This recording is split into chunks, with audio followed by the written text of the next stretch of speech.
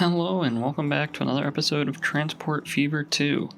In this episode, we're going to look to add another passenger train line somewhere on this map. So, the issue we've been having with our traffic is people trying to go this way across the river, such as from Tucson to Louisville or Alexandria to Cedar Rapids, Corpus Christi, all the way up to Garden Grove. These are the type of lines that are, or the routes that are really causing us issues with our traffic. As we can see, a lot of it is happening across some of these bridges. Now, I think the reason for this is our train network isn't really set up to run this way across the map. It's more set up running in sort of these parallel bands across the map. For example, we have a line that runs from Akron to Garden Grove to Santa Clara to Cedar Rapids, and then we have another line that runs from Victorville to Lexington to Bridgeport, and then down to Green Bay. And we have the same thing on this side of the river, and then even all the way over here we have Knoxville, Toledo, and Mesquite on one line. However, what we don't have is a line that runs sort of perpendicular to that. So we don't really have any direct train lines that run from Toledo to Corpus Christi to Lexington to Tucson, or Mesquite to Alexandria to Bridgeport to Garden Grove, or anything like that. So a lot of people in those cities are preferring to drive that way, because otherwise they would have to take a long train loop just to get across the river. So the goal in this video is to figure out how we can set up a train loop that probably runs this way. I don't necessarily know if it's going to go all the way across the map, but if we could maybe get like Louisville, Clearwater, and Bridgeport at least included in those, I think that'll help clear up a ton of traffic in these areas. So what I think we're going to have to do is place down new train stations facing the other way, because all of our current train stations are facing the wrong way, such as here in Bridgeport. We don't really have any good facing towards Cedar Rapids or Clearwater. We'd sort of have to jump out and slowly turn and then come in. So we can't really do straight direct lines. So that's why we're probably going to need another station in each one of these cities facing the proper direction, just so we're not wasting that time turning the tracks. And the other reason is some of these are just very integrated into the fabric of the city, such as here in Clearwater. Expanding this station would require us to delete almost all these roads, and then we have to figure out how we're going to weave the track in and out of the city without disrupting everything else. So hopefully we can place these down pretty close to existing bus stops, so we can use those as sort of the transportation points for each of these. And I think the first main line we're going to set up like this will run from Louisville to Clearwater to Bridgeport to Cedar Rapids. Now we could expand that up to Santa Clara or even down to Durham. So we'll keep an eye on that depending on how the initial construction goes with this. So we'll start out with these 4 cities, and then maybe we'll add those 2 on the ends in a later video if this ends up working out well. So starting up here in Cedar Rapids, I think the best spot for a new passenger station would probably be somewhere over here, so that coming into Bridgeport we could plop a station down either along this road or somewhere along this curve, where we can then take one of these bus stops and just move it a little bit closer. Alright, so I smoothed out a small area over here, and hopefully we can squeeze in one of these passenger stations. We will prepare this as much for the future as we can, so we'll select 4 tracks, 240 meters in length, and have high-speed tracks. So we'll place this as far to the left as we can, so that if we ever expand the other way, we don't have issues running into that road over here. So yeah, we'll leave this here. We do have a bus stop kind of close, so we'll delete this one, and hopefully it should just automatically pop back in. It doesn't look like it recognizes it. Or maybe it did. It did not. So we'll just have to manage this line, find the street, remove that station, and then add this one back in. So now that line should be running just like normal, with just a moved bus stop. And then I think our next train station is gonna go along this road here. So we'll keep the same station set up, and we'll place it along this road right about there. And so hopefully we'll be able to get underground before we start interfering with these roads. So to connect this back up to everything else, we should turn that road like that, and then we'll need to find a bus stop that we can move. And I think what we're gonna do is move this one. Actually, I think let's move this one, because we don't really need coverage in this area between this stop and this stop. So we'll delete this one and place it back in over here. So then we'll just have to manage the line, delete the one that was there, and place it in with the new one. So now we also have a nice loop here as well. So into Clearwater, I think we will reuse this station actually. It's going to be a little tough, and we're probably gonna have to move this bus stop, but I do think there's space for us to get 2 more sets of tracks here. So let's make some space for that. This will involve deleting this almost entire section of the city. So we'll have to get rid of this bus stop and place it back down when we're done. So I think that'll probably be enough space. And just to help the city rebuild, we can re-add this road. Except we'll just give it a little bit of space. And then we can find a way to connect it back in and add some of these connecting roads back in.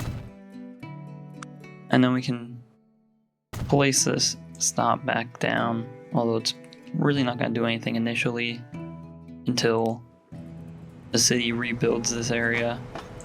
But while we have the space, we can come in and place down another set of tracks.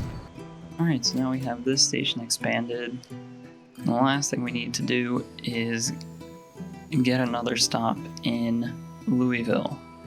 So for our line in Louisville, we could either expand this station and then sort of wind our way around and come back in over here, or we could find a spot to put a train station maybe up here or somewhere down here so that we can have it facing a better direction towards this station. I'm not too sure what I want to do right at the moment, because doing it this way, we already have our infrastructure set up. But if we do expand on this one, we'd probably have to run our tracks this way and then sort of snake across and come back around. However, if we place one down, maybe up here, all we have to do is just quickly do a small little loop over to Clearwater.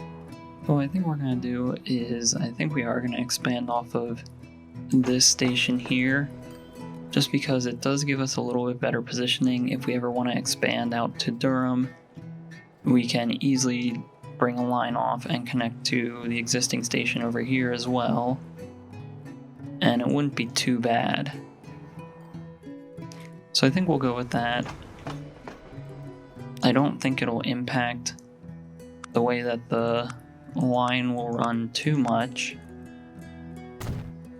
Hopefully people value the train more than they would value driving between Louisville and Clearwater, but we'll just have to place it down and see what happens. So now we have our 4 stations set up and ready for new lines to be run on them. We can now come in and start connecting up these tracks.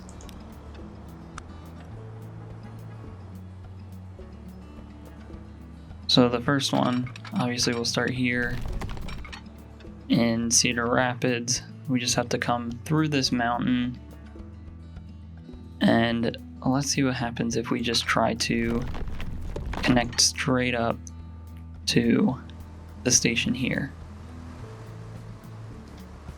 So it looks like we avoid pretty much everything else we have underground. We don't hit any intersections with the highway or the other train track, which is good. That was something I wanted to avoid. And we don't really have any slowing down required for this track. So we'll go with this. I think that's very helpful the way it does that. Here we will build a bridge that will go over this highway. And we want to think about how we're going to come into Clearwater. So we are going to want to probably turn just a little bit. Since this is right out of a station, we're probably okay to have some of this drop off pretty big.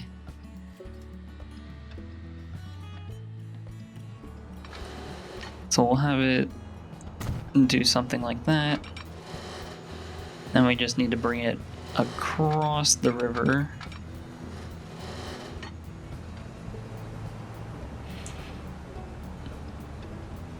And I'm not too sure how we're gonna do this, so let's work from the other way. So we know for sure we're gonna come out somewhere like this from Clearwater, and we're gonna need to go underground at some point. So we'll get underground here, and then at some point we need to pop back up. I don't want to do it too harshly because we'll run into issues connecting or issues accelerating later on. And it doesn't seem like we can really transition much from a bridge if we do that way. So let's pull it back a little bit more to where we're already in the tunnel. And if we can get this to stay underground, which it seems like we can,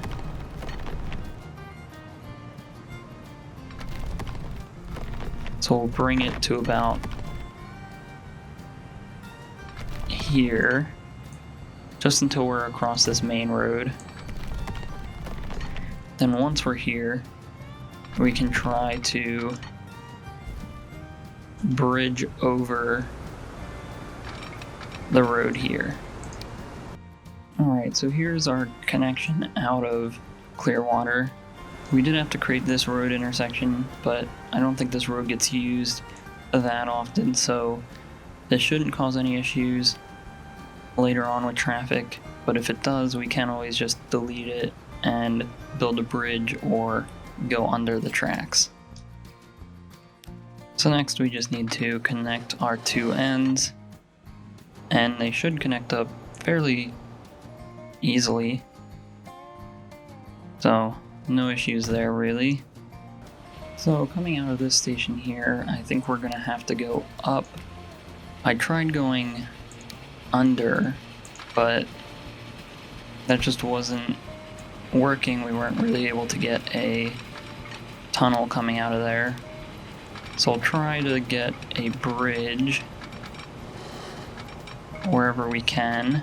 We might have to delete this road even and place it back down, which we'll just do that now real quick while we're here.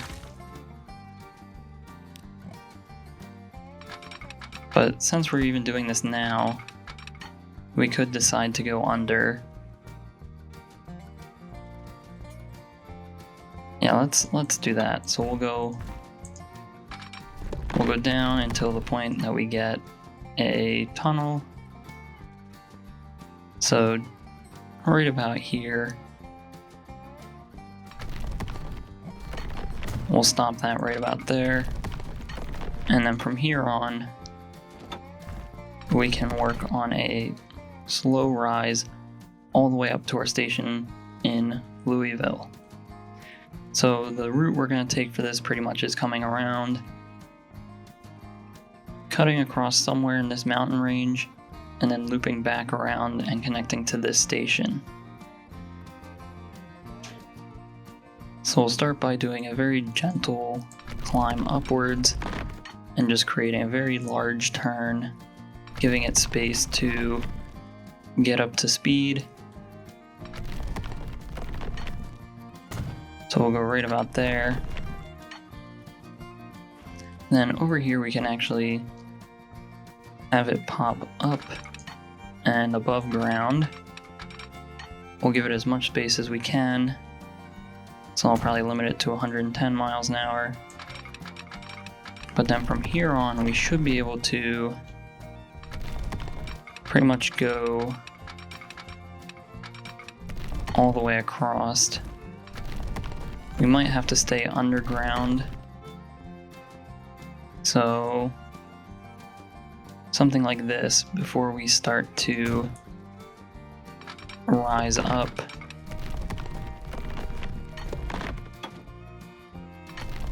So I don't want to do the highest setting just because I don't want to end up losing a bunch of speed because it's too steep to go up. And if we look here, we could actually realistically pop up over here at this lower slope.